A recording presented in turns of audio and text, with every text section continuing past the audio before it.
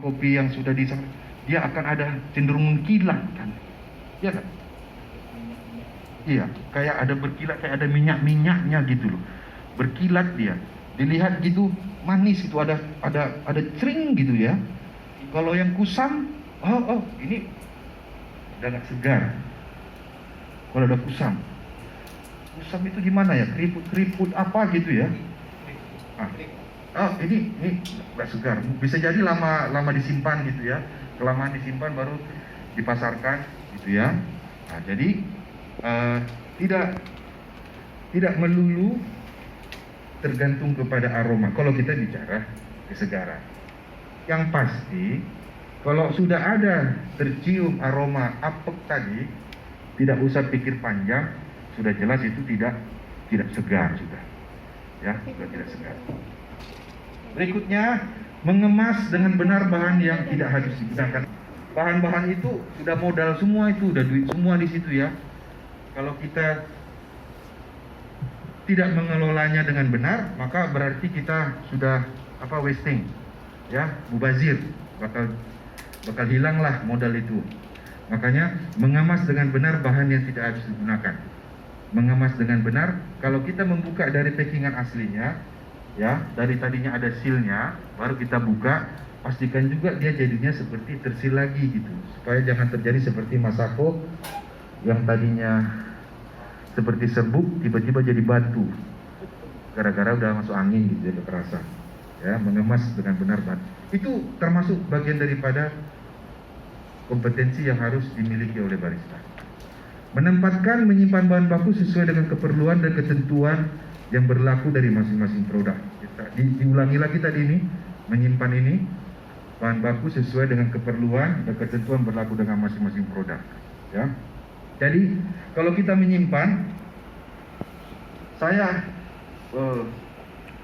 belum pernah sih visit langsung ke penyimpanannya di kopi shop.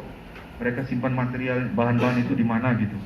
Bisa cerita nggak, sharing sama kita? Bahan bakunya. Jangan yang sudah ditoples-toples itu, bukan.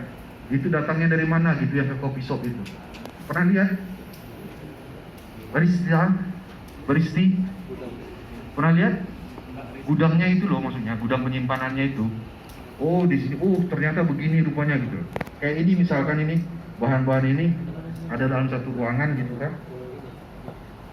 Karena di sini menempatkannya bagus sesuai dengan keperluan ketentuan yang berlaku dari masing-masing produk. Karena nanti pada saat kita penyimpanan, kita juga tadi nomor 1 untuk penyimpanan, apa yang duluan disimpan itu yang duluan dipakai. Yang kedua, karena kita berada di area kerja, pastikan penyimpanan itu juga memenuhi aspek keamanan dan kesehatan ergonomis ya.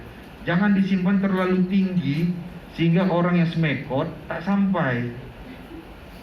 Ya, penyimpanan gitu ya. Jadi kalau kita bicara mengenai handling, penanganan, itu hukumnya adalah jangan sampai terjadi stretching. Misalkan saya mau menyimpan ke ini, kalau saya sudah jinjit tak sampai juga, itu artinya stop, jangan saya lakukan karena saya sudah jinjit. Tapi nggak sampai juga, berarti saya butuh alat bantu, apakah tangga, apakah kursi. Kalau di rumah kursi ya, itu ukurannya. Jadi kalau kita sudah maksa begitu, minimal apa Pak Yanto? Keseleo atau apa gitu. Alat bantu artinya memang dipasang sesuai dalam jangkauan orang kita, orang Indonesia ya, tingginya gitu. Daripada untuk menghemat tempat, dibikin pula raknya tinggi kan, sehingga perlu alat bantu. Jangan, lebih recommended untuk yang dalam jangkauan. Ya, itu ergonomi. Ergonomi itu, ada yang bisa bantu saya? Ergonomi itu artinya apa ya? Ergonomi itu ya ibaratnya kita mendesain sesuatu tapi mengikuti ukuran antropometri. Jadi ergonomi itu fungsinya untuk menghindari kecelakaan dalam kerja. Ya, mantap. Fungsinya untuk ergonomi.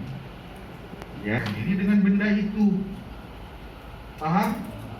Benda tersebut, benda kerja itu yang menyesuaikan diri dengan kita, bukan kita yang menyesuaikan diri dengan dia.